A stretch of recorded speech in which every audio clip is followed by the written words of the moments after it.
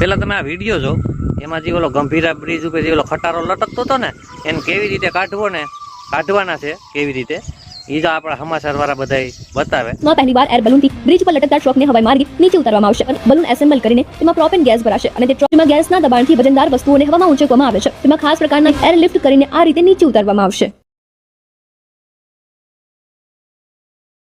ને હવે કેવી રીતે કાયદેસર એ વિડીયો જોઉં તમે.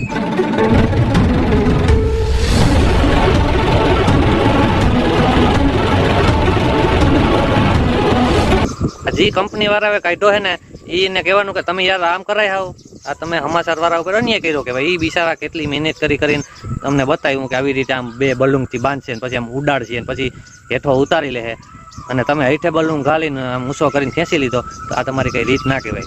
ઓલા બિચારા કેટલા મહેનત કરી મરી ગયા, આબરૂના ધજકરા કરી નાખ્યા.